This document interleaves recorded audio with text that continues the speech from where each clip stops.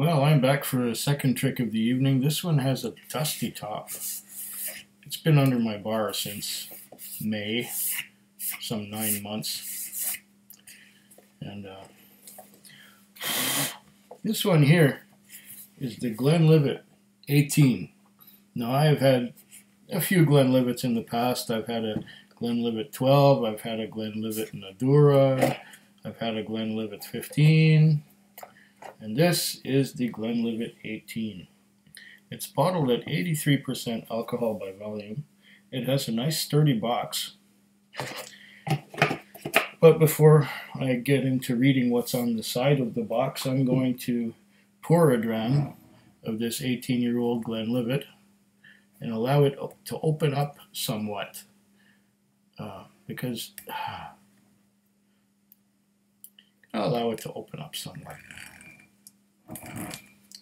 I bet it's just aching to come out of this bottle. And who knows how long it's been in there. Come on. Oh, nice little pop.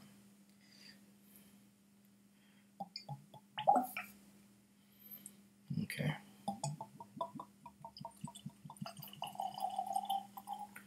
Oh yeah.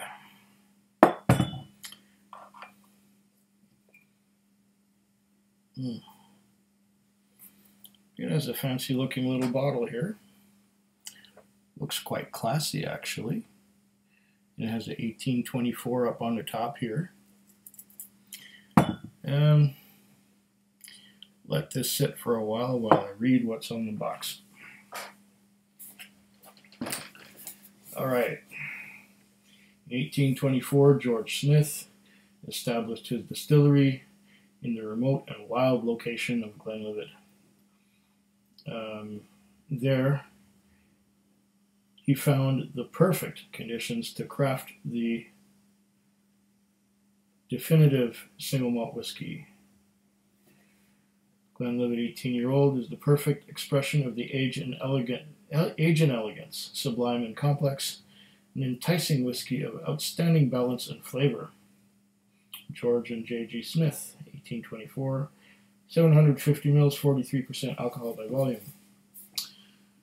On the back, high up in the remote area of Glenlivet, George Smith was the first to produce a whiskey of such exceptional quality that it went on to define the taste of Speyside. Now, it seems to say this on every box of Glenlivet, but I'll continue. His definitive single malt inspired so many other distilleries to adopt the appellation Glenlivet that it became known as the longest glen in Scotland.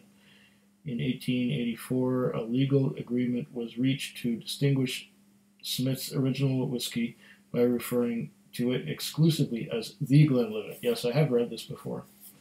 And that's what it says on the box. What says it on the bottle? The perfect expression, product of Scotland. When George Smith established the distillery, his whiskey reflected his conviction that only the best would do. And return for refund. Oh, it even has a lot number, I think, on here.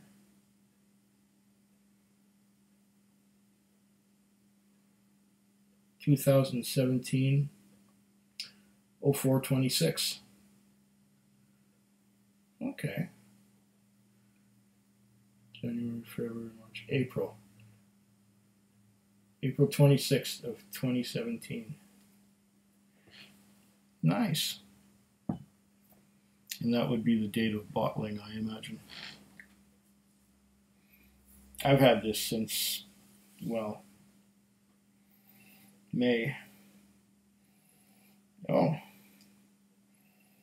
This is a refreshing nose. I'm getting fruity, apples and pears.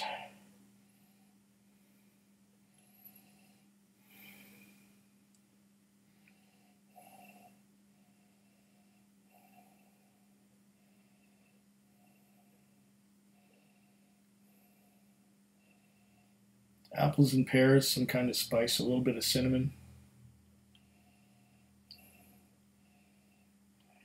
ginger maybe.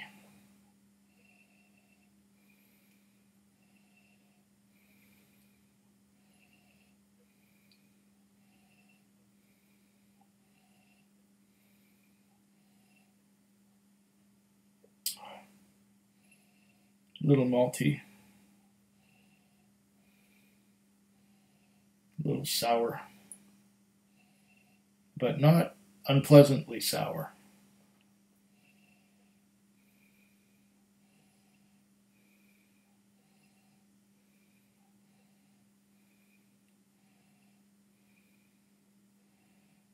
A little bit of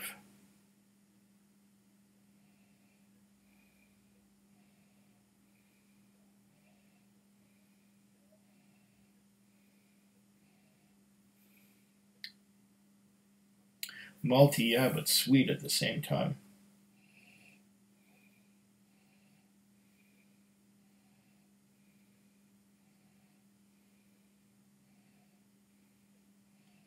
Oh, there's malty. A little bit of floral.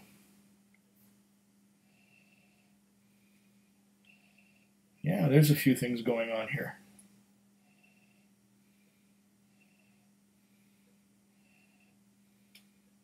It's a nice combination of spices and fruits. I'm not getting a lot of legs here. It's just running right down. Could be the glass was greasy. Nothing sticking to the sides at all. Does that mean that this 43% alcohol by volume whiskey is going to be really light?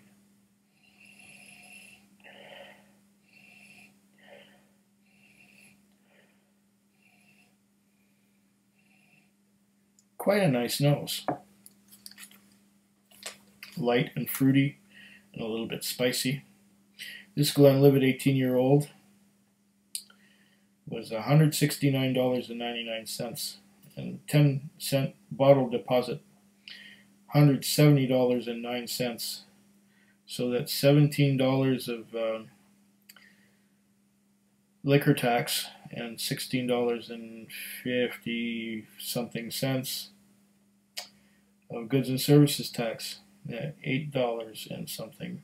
So we're talking just a little more than $25 in taxes. So 25 and 170, this is like $195 out the door. That's not cheap. I guess you're paying for the number right here, the number on the bottle, that number there. Whether it's justified or not, I don't know. I haven't tasted it yet, but it does have an interesting nose with fruity, floral. I'm getting a little bit of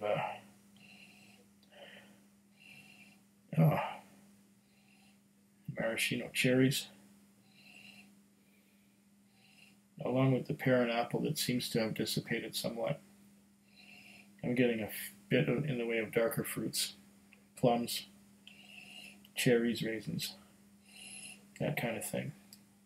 But it's not dark, and it's not overly. It's probably a mixture of sherry casks and bourbon barrels.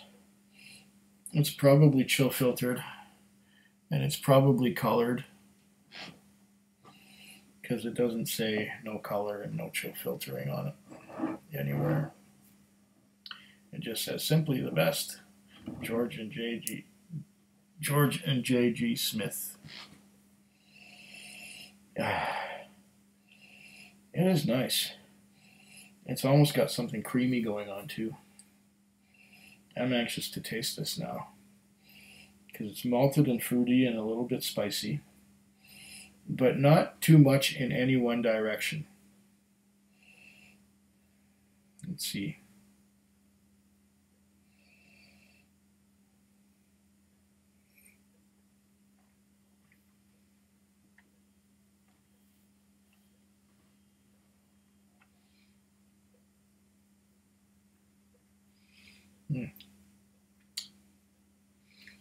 Oh,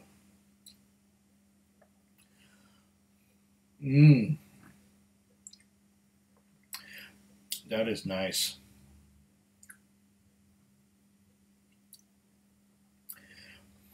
Cherries and plums and raisins and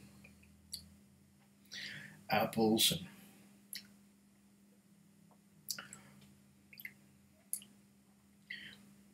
creamy mouthfeel. 43% alcohol by volume.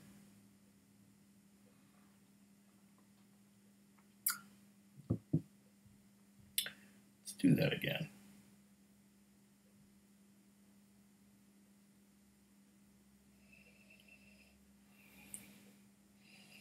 There's that nice fruity floral nose again.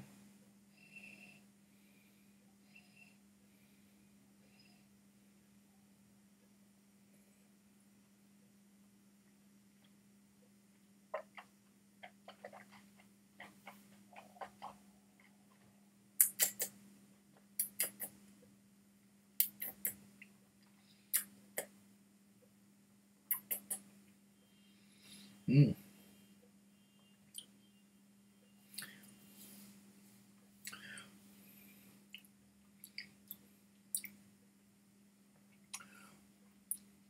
This is beautifully balanced between the malt and the fruit and that delicious maraschino cherry note. And the finish goes on a little while. It does hang on with those fruity notes, cherries and plums and raisins, and something malty as well, and a little bit spicy on the sides of the mouth, I'm finding. What spices am I getting? Could I say steak spice or allspice? A little bit of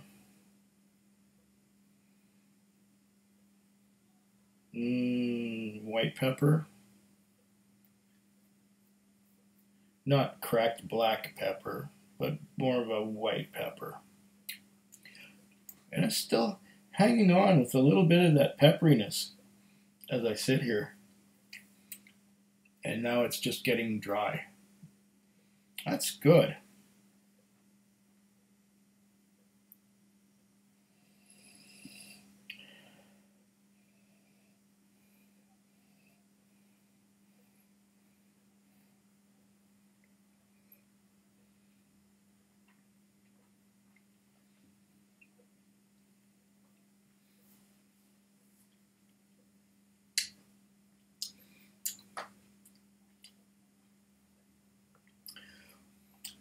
Very satisfying. Fruity, peppery.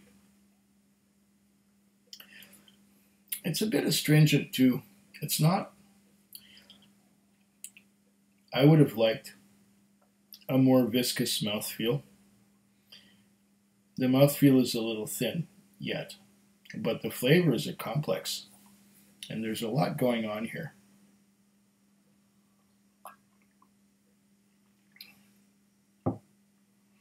My only critique is that the mouthfeel is a little thin. But other than that, it's an excellent whiskey.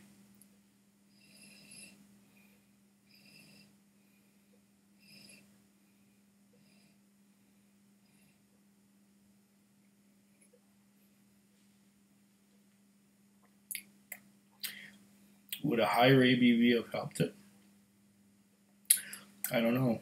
I'm even getting a little bit of chocolate along with that fruity note and that maraschino cherry and plums and pears and apples. Let's add a little bit of water and see what that does to it. Will it stand up to a bit of water? Let's see.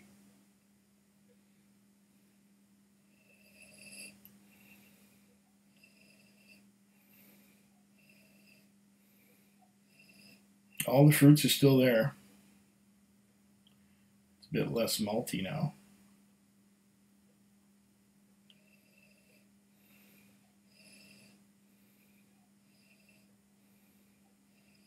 I'm getting a bit of a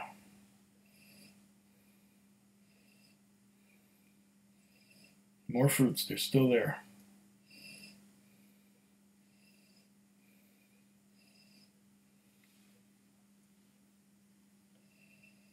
Wow. There's still a lot going on. And a lot of the flavors are kind of subtle. There are many flavors. There are many, at least scents on the nose. I'm getting a lot of flavor, a lot of different things. Getting marzipan. I'm getting cherry. I'm getting apple, pears, plums, definitely. It's malty too. Malty. Did I say marzipan? There's a bit of that there, and the fresh orchard fruits.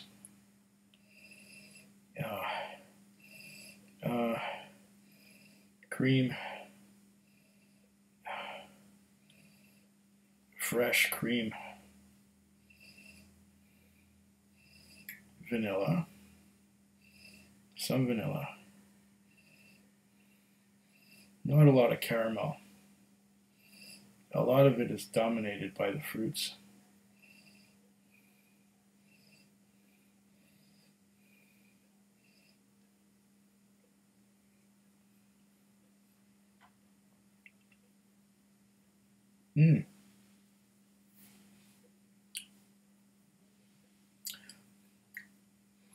Still a bit astringent with the water.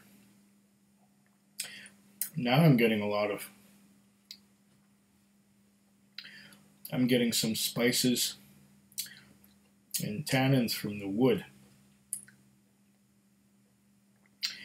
which were not there before. There was a bit of a spiciness, but now with the water added, you can tell it's coming from the wood, which it wasn't so distinct before. Yeah, definitely spices coming from the wood. So I'm thinking there was some sherry cask involvement with all those tannins in there. And it took the water to bring that out. So if anything, the water makes things stand out more that would stand out. Otherwise, they don't stand out so much before you add the water.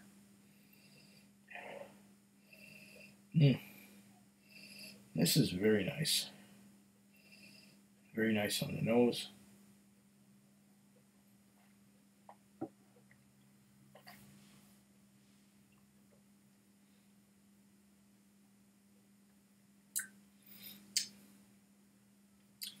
little thin on the mouthfeel department, yeah. But boy, there's a lot of flavors in there. Very complex. Now with the water added, you really get the oak. You really get that European oak. It really stands out. Quite nice. I'll tell you what, this is one to be enjoyed, and I think it's only going to get better as the fill levels goes down. Slanchava. Food Quig. Food Quig. Food Quig. Food Quig. Food Quig. Yeah.